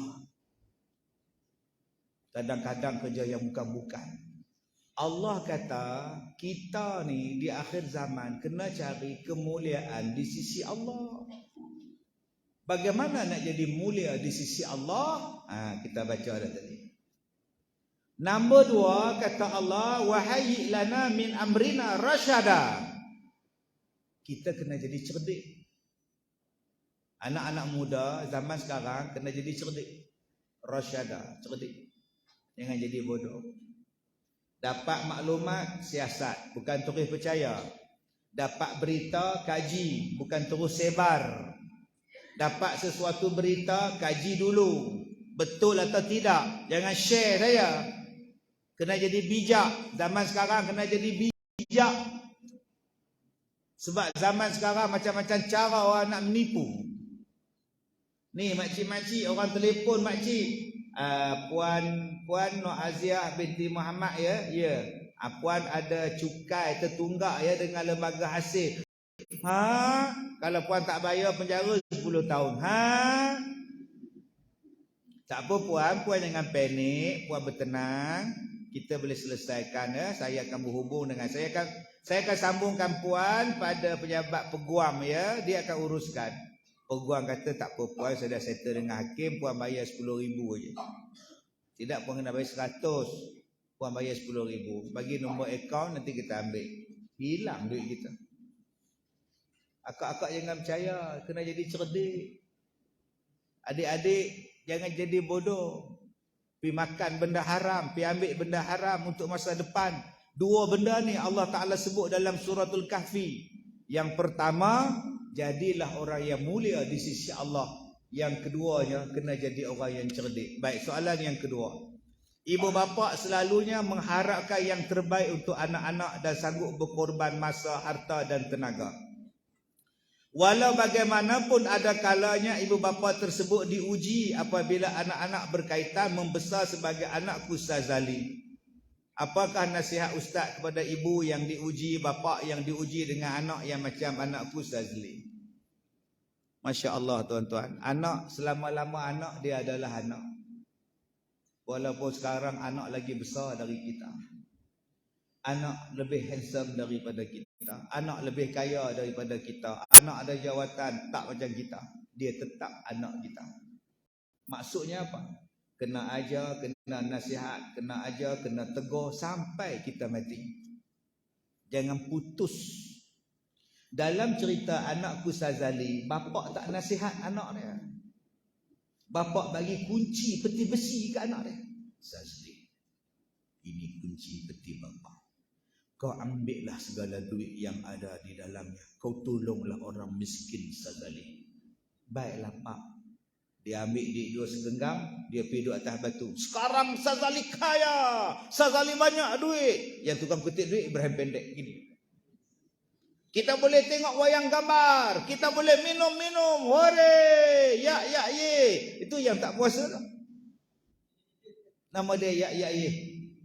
Yang tangkap orang tak puasa tu. Ustaz Kazim. Naik van mayat tangkap orang tak puasa. Ya, ye. Ini cerita 18 puasa. Sebab langsung tak nasihat, langsung tak tegur, sayang sangat. Cikgu tegur, kita tampar cikgu. Ayah, tadi cikgu pulas telinga. Kamu buat apa? Tahu tiba-tiba dia pulas telinga Sazali. Cikgu tu nama apa? Cikgu Syahri. Dia datang cari cikgu Syahri. Syahri! Mana Syahri? Satu sekolah dia menjerit. Dia pulas telinga cikgu Syahri tu pula. Padan dengan cikgu Syahri tu malah. Hari-hari cikgu tidur. Cikgu suka tidur. Bila anak nak jadi baik kalau kita marah pada orang yang nasihat anak kita? Kenapa akak-akak baik? Kenapa abang-abang baik? Sebab dulu ramai orang nasihat. Naik basikal laju, ketua kampung nasihat, jangan laju jatuh. Bising di masjid Tok Siap, jangan bising. Panjat pokok rambutan, oi jatuh. Turun. 4. Ramainya bapak, ramainya mak. Sekarang bapak tak ada, mak pun tak ada. Naik motor laju tak kena marah, bising tak kena marah, melawan tak kena marah.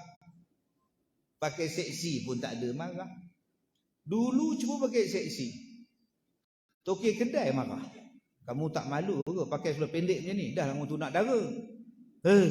Apa nak jadi ni? Sibuklah Pak Mat ni. Pak Mat marah ni. Sampai kat traffic light dia naik motor pakai seluar pendek. Brother tegur. Haram. Dosa tau. Sibuklah awak. Sampai nak masuk simpang rumah dia Makcik Leha tanya. Siti oi. Dosa Siti oi. Kamu tahu tak semalam ni kampung seberang ada anak dara kena rogol dengan orang minyak, pakai macam kamu lah Siti oi. Kalau kamu nak kena rogol pakailah macam ini. Esok-esok Siti tu keluar rumah pakai seluar pendek. Tak pakai dah. Orang ni tegur, orang tu tegur, orang ni tegur, malah keluar rumah. Tapi sekarang budaya tegur dah tak ada. Pergi beli kicap di kedai runcit. Tokek kicap. Tokek kedai runcit ngurat. Cantik. Nampak. Sampai dekat traffic light, budak-budak ngurat. Piwit. Sampai dekat simpang, Makcik Leha ngurat. Makcik Leha dulu macam kamu lah. Seksi macam kamu lah. Besok lagi seksi dia keluar rumah. Sebab budaya watawasabil haq dah tak ada. Yang kedua, tuan-tuan yang saya hormati, cerita tentang anakku Ustaz Zli ni. Jawapan dia sebab kita bagi sepenuh kepercayaan. Dia nak balik pukul berapa, dia nak keluar rumah pukul berapa, kita tak ambil tahu. Dengan anggapan dia dah besar. Saya ni jarang ada di rumah. Tapi saya telefon rumah, Ihsan gimana? Am gimana? Tanya. Kita ada CCTV. CCTV kita tu boleh link dekat handphone. Kita boleh tahu apa anak buat. Sebab ada anak yang baik bila kita ada. Bila kita tak ada, dia jadi hantu. Sebab tu abang-abang, kita perlukan isteri untuk tolong kita. Kita perlukan cikgu sekolah untuk tolong kita. Kita perlukan masjid untuk tolong kita. Kita perlukan masyarakat untuk tolong kita didik anak kita. Kalau kita tak bermasyarakat, macam mana masyarakat nak tolong kita? Kita tak boleh didik anak kita seorang-seorang. Saya pandai cakap ya. Saya mana boleh didik anak saya. Kalau anak-anak saya biarkan dia berkawan dengan orang tak tentu hala. Kita perlukan masyarakat. Cerita anakku Ustaz Ali, bapak dia tak bermasyarakat. Kerja dia nyanyi je. Lama-lama langsung tak tahu anak dia pergi mana. Yang ketiga, sikap cintakan dunia dan takutkan mati adalah fenomena yang melanda umat Islam akhir zaman sebagaimana hadis Nabi. Bagaimanakah kita mengatasi sikap begini supaya melahirkan umat yang sederhana? Sensitivity dah habis. Hari ini orang buang Quran dalam longkang. Kalau dulu tuan-tuan, saya ingat tahun 90-an. Orang koyok Quran, dia buang sepanjang jalan. Saya pergi kampung tu. Bukan orang gila orang yang buang, bukan gila. Orang sihat. Dia dengki dengan Quran, dia koyok, dia buang. Tak lama lepas tu tuan-tuan, Allah datangkan ribut topan, bergulung-gulung pencawang elektrik. Pencawang yang besar tu bergulung-gulung dalam kampung tu. Ui, dulu kita kalau dengar orang buang Quran, koyok Quran, naik bulu rumah kita susah hati. Apalah bala nak sampai ni, takutnya aku ya Allah. Hari ni bila dengar ada orang buang Quran dalam longkang, orang kita relax, sibuk main lato-lato. Dia tak takut pun pada bala Allah. Allah Ta'ala bagi Turki ni bergegar, mati berpuluh ribu orang di Syria, Turki. Kita di sini relax, tak ada apa-apa pun tuan-tuan. Tak ada apa-apa pun. Sensitivity tentang agama tu dah tak ada. Sebab tu saya takut tuan-tuan, bila kita ni leka, lupa, Allah Ta'ala sebut dalam Quran, akhaznahum baghtatan fa idahum mublisun. Allah Ta'ala bagi nikmat macam-macam, tiba-tiba Allah Ta'ala tarik secara tiba-tiba. Nama dia apa? Istidraj. Macam-macam nikmat kita dapat. Lepas tu bila kita dah lalai, Allah tarik. Dan pada masa itu kita tersungkur. Maka tuan-tuan yang saya hormati, baliklah berpegang teguh pada agama Allah. Khususnya pada anak-anak kita ni. Jangan duk jadi moden sangat. Hari ini tunang dengan tunang tak jadi menikah, masing-masing duk buka aib di laman sosial. Malu ke orang. Yang perempuan kata macam ni, hak jantan kata macam ni, hak tina kata lagu ni, hak jantan kata lagu ni, duk buka cerita masing-masing. Mak pak tak malu kan? Mak tu kena tegur anak tu. Hei, tina apa pun, tutup, padam segala media sosial kamu tu. Bila mak pak tak main peranan, habis tuan.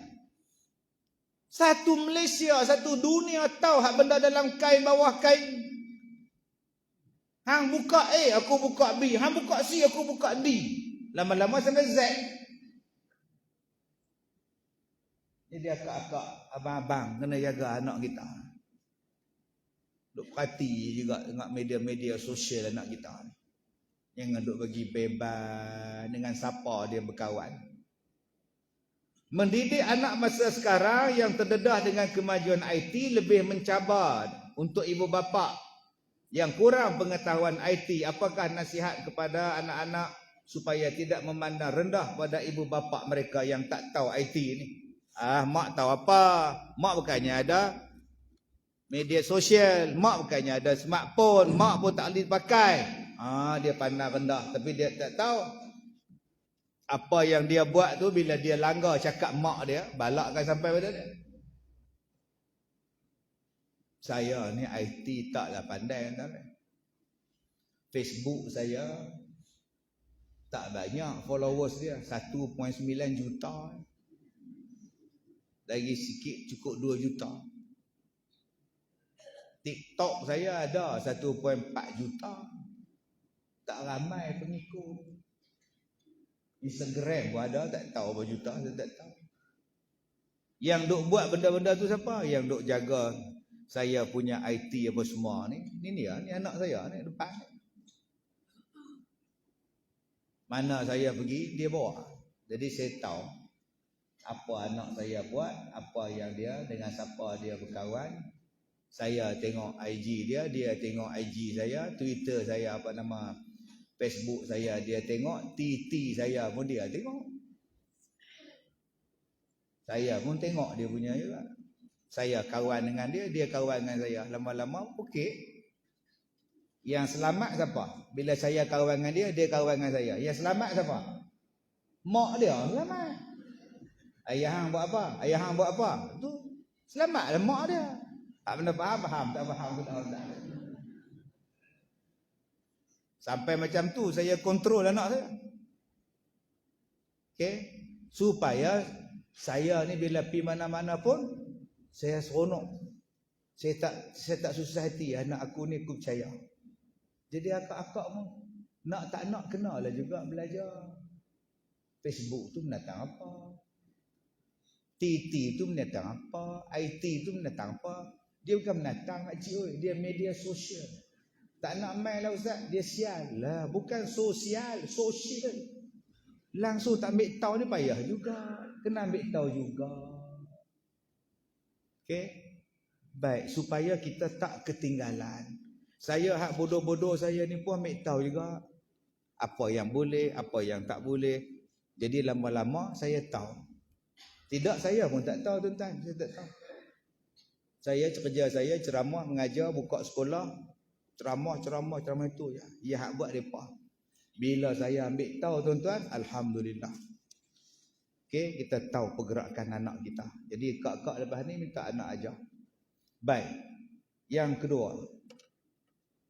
Dah habis lah. Ni soalan yang sama ni. Soalan sama ni. Okey. Dah habis lah tuan-tuan. Sekarang pukul 11.30 hampir. Maknanya saya dah ceramah lagi 10 minit, 2 jam. 2 jam ceramah Kak Zah weh, terasa tak? Memang tak terasa, bukan Kak Zah cakap. Yang terasa saya. Yang lagi tak terasa Kak Nak kita ni dapat tiang pula. Oi, seronoklah.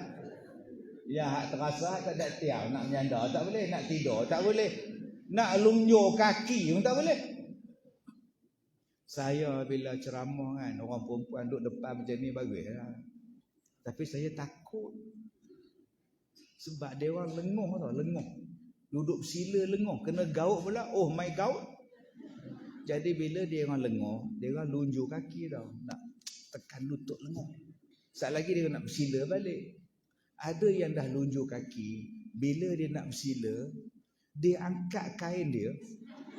Dia angkat yang atas je. Yang bawah tak terangkat.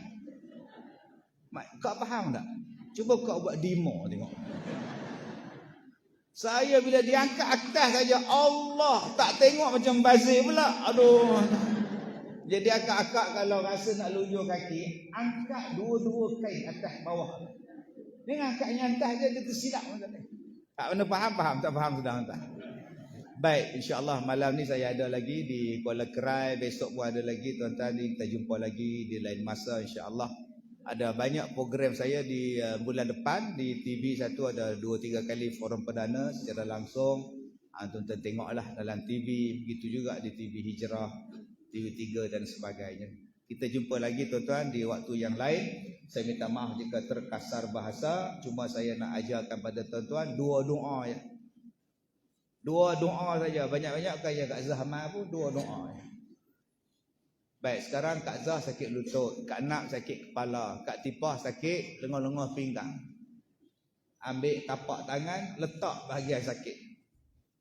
Ustaz, makcik 8 tempat sakit Ustaz. Tapak tangan 1 je Ustaz. Tempat yang selalu sakit, tak kira lah. Saya selalu sakit dada. Maka saya selalu letakkan tapak tangan saya di dada macam ni. Kemudian saya baca doanya. Baik, sekarang tuan-tuan sakit di mana? Letak di tapak tangan tuan-tuan, ikut saya baca. Bismillahirrahmanirrahim. A'udzu bi'izzatillah wa qudratihi min syarri ma ajidu wa uhadhiru. Lagi sekali, a'udzu bi'izzatillah wa qudratihi min syarri ma ajidu wa uhadhiru. Jadi bila sakit ke tak sakit ke, tak baca doa, tak baca doa. Satu. Yang kedua, hujan. Kita buat kenduri ke, kita meniaga ke, apa benda ke, berceramah ke, hujan. Ataupun hujan turun, kita nak balik ke kereta. Kereta parking di luar. Jauh nak lari tu. Ataupun kita nak kenduri kahwin, kita hujan, berhentilah ya Allah. Nak hujan kenduri ni ya Allah. Tak payahlah akak-akak upahkan bomo hujan. Dia ambilnya sabuk, dia ambilnya bata merah dibakar tengah-tengah laman. Pukulnya awan pergi tempat lain. Tengah pukul awan pergi tempat lain, disambung adik petir, mati sama Allah Taala. Tuan-tuan baca je doa ni supaya hujan tu berhenti, hujan tu pergi tempat lain. Bismillahirrahmanirrahim. Allahumma hawalaina wala alaina. Ulang balik. Yang tu je laju lepas tu. Nampak dah slow balik dah. Allahumma hawalaina wala alaina. Allahumma hawalaina wala alaina. Ulang balik. Aywa, baik. Jadi saya berikan doa ni pada tuan-tuan, tuan-tuan amallah. Taqabbalallahu minkum. Taqabbalallahu minkum. Baik, saya minta maaf jika terkasar bahasa. Wabillahi taufiq wal hidayah. Assalamualaikum warahmatullahi wabarakatuh.